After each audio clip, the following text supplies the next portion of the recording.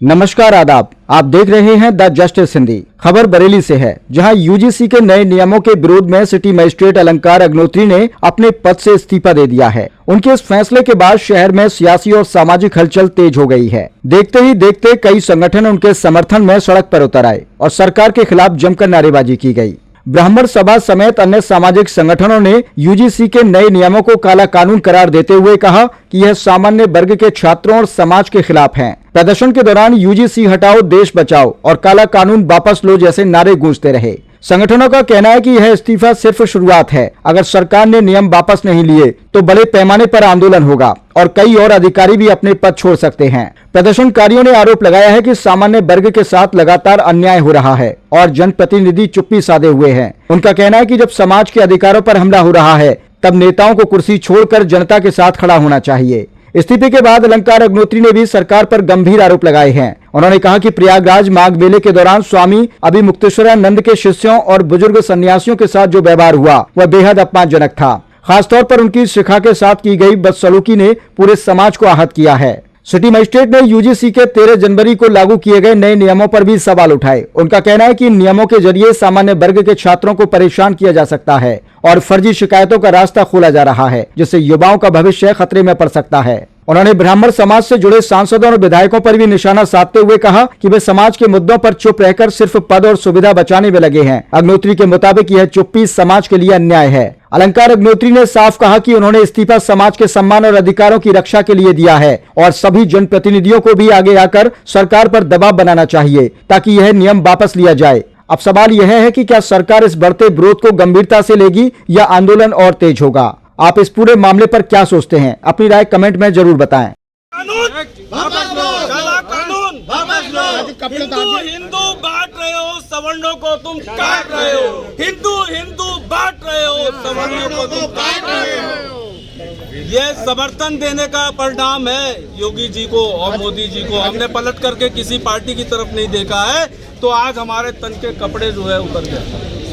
मेरे बेटे संघर्ष कर रहे हैं नौकरियों के लिए और अच्छे मार्क्स उनके हैं, उसके बाद भी वो संघर्ष कर रहे हैं, उनको नौकरियां नहीं मिली। यहाँ पर आप कॉपी भी कोरी रखाओ, कोरी रखने के बाद में उसे जो मनगढ़ंत कहानियां हैं वो लिख दो, यानी -40% अगर बच्चे के आते हैं तो वो जो है डॉक्टर बन जाएगा। अब मैं आपसे कहना चाहता हूँ, आप सबसे ये बताओ, अगर मालूम पड़ जाए कि यहाँ का बरेली का सर्जन जो है वो अंगूठा छाप है, तो क्या आप अपने परिवार का, परिजनों का, या आप अपना इलाज करवाओगे? वहाँ पर करवाएंगे? सारे नेता नहीं करवाएंगे। सारे के सारे नेता जो है वहाँ इलाज कराने जाते हैं। इंग्लैंड, ठीक है, लंदन जा रहे हैं, अमेरिका जा रहे हैं, यूएसए जा रहे हैं, और हमारा इलाज जो है यहाँ पे होगा। ये तन के कपड़े आज उतरवा दिए। और ये मैं प्रैक्टिकल बोल रहा हूँ, स्थिति बड़ी भयावह स्थिति है। सिविल वार ये देखना चाहिए कि ईरान का एग्जाम्पल ले ले, बांग्लादेश का ले ले, नेपाल का। क्या कहना चाहते हैं? यूजीसी तो कोई एक्ट जो उन्होंने बनाया, रेगुलेशन एक्ट, सिविल वार क्या बनाया? किन विवेकशील प्राणियों ने, कौन से वहां बैठे हुए थे जिन्होंने इसको बनाया? अंधे होकर के बनाया या विवेक को बंद करके बनाया? और जिन सांसदों ने साइन करे उन्होंने भी अंधे होकर कराया क्या? आंख बंद करके आपने एक तरफ, अरे कितना दोगे? एक आईएएस तथा कथित दलित अगर एक आईएएस अधिकारी बन गया, ठीक है, या रेलवे मिनिस्टर बन चुका है, ठीक है, अब तो जो है राष्ट्रपति बन गया, राष्ट्रपति तक बन गए, प्रधानमंत्री बन गए, तो जरूरत क्या है उनके बच्चों को, उनकी पीढ़ियों को ये आरक्षण का लाभ देने के लिए? क्या जरूरत है कि उनके फॉर्म जो है फ्री में भरे जाएंगे? और हमारे फॉर्म हम कहाँ से लाए पैसा? कहाँ से लाए पैसा ये मुझे बताओ। हमारे पास नौकरियाँ नहीं, चाकरी नहीं, इसके अलावा प्राइवेट सेक्टर में भी घुस रहे हो।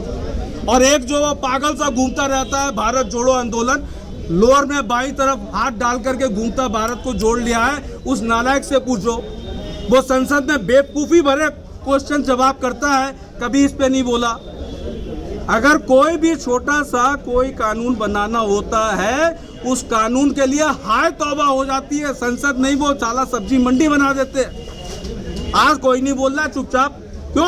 क्योंकि डर है हमारे वोट जो है वो खिंच जाएंगे, हमारा वोट चला जाएगा, कैसे वोट मिलेगा।